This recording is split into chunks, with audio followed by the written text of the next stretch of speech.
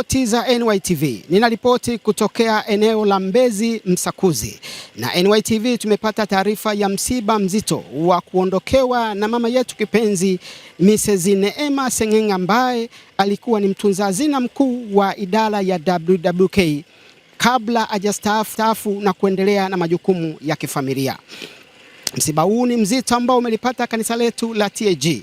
Nasi tutapata wasaa wa kuzungumza na ndugu wa karibu tuweze kupata taarifa na ratiba nzima ya msiba huu unaoendelea mahali hapa. NYTV inatoa pole kwa ndugu jamaa na marafiki ambao wameweza kuguswa na msiba huu. Endelea kuitazama NYTV. Asante sana. Mimi ninaitwa Engineer Josephat Issa Seng'eng'e, ni mdogo wake na mchungaji Ray Seng'eng'e, na kwa kweli ni mtu ambaye amekuwa karibu sana na familia hii kwa muda mrefu sana, nikichukulia kwamba toka tumekuwa chuoni, yani chuo kikuu cha Dar es Salaam University, kabla hata Neema Salome Chaguza hajaolewa, nilimfahamu kwa jinsi alivyokuwa mpole, mtaratibu na mwenye mapenzi na watu. Na hata kaka alipokuwa amefikia katika stage ya kusema anataka kuoa au kuchumbia, alinishirikisha, akasema, unamwona huyu anafaa kuwa mke wangu? Nikamwambia, kaka, kwa kweli huyu ni mwanamke ambaye anastahili.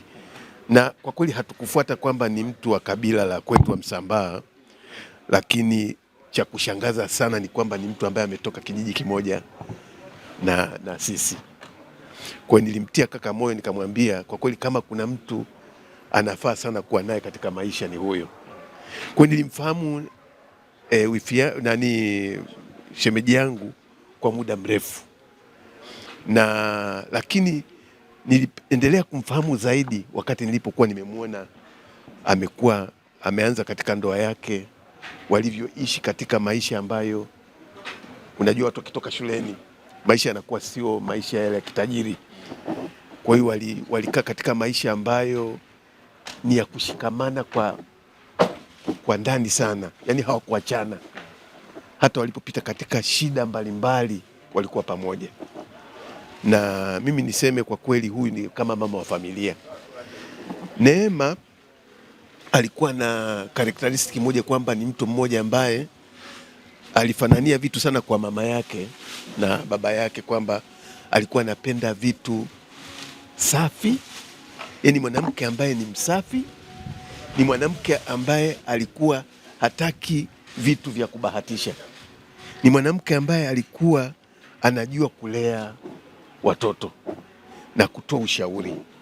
Kwa hiyo kwa jinsi nilivyomfahamu, sisi kifamilia tulikuwa tunamwona kama ni mama wa familia.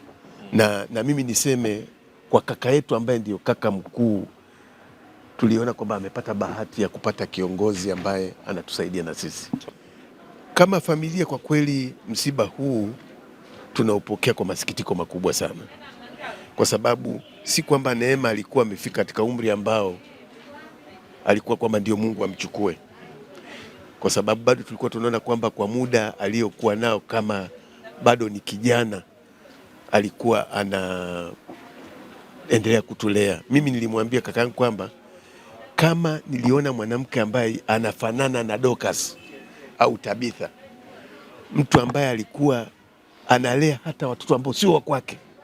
Hapa nyumbani tulikuwa na watoto kama 15, na jinsi ambavyo walikuwa wanafanya ni kwamba wanachukua watoto mtaani, wanawalea watoto mtaani wakiwa toka wako chini kabisa primary, wanawakuza, na huyu mama ndiye anayewapikia chakula.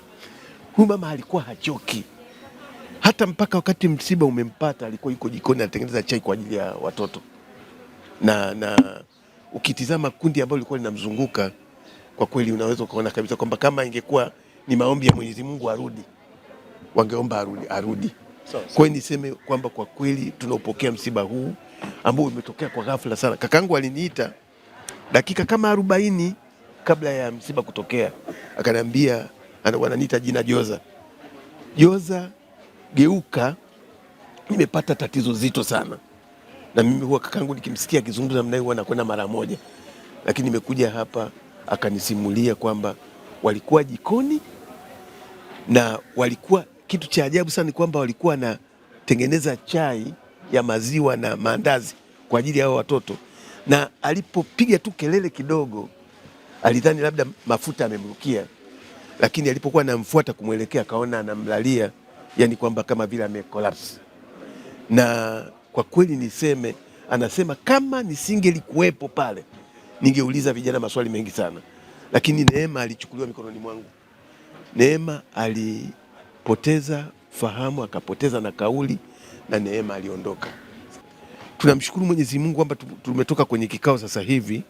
Tulikuwa tuna concern kwamba kuna ndugu wa Neema ambao wako Marekani, wameconfirm kwamba watakuja nao.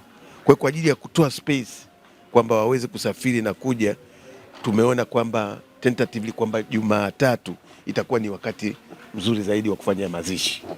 Kwa hiyo ratiba kwa ufupi ni kwamba tuna kikao kinaendelea, kita confirm, lakini ni kwamba mwili wa marehemu utakapotoka asubuhi Muhimbili na kufika kanisani kwa ajili ya heshima na ibada, inawezekana kukawa na chakula cha mwisho pamoja na kuaga mwili wa marehemu na kwenda kuzika.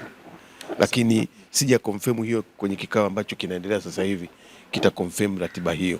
Lakini hapa nyumbani kutakuwa na watu ambao wanabaki hapa kutoka asubuhi. Kutakuwa na kaibada kadogo kanakofanyika wakati watu watakapokuamka baada ya chai, watu wataendelea kuwepo, lakini jioni kutakuwa na ratiba ya ibada kama kawaida kwa ajili ya kufariji wanandugu wote ambao wako katika mji huu. Asante sana.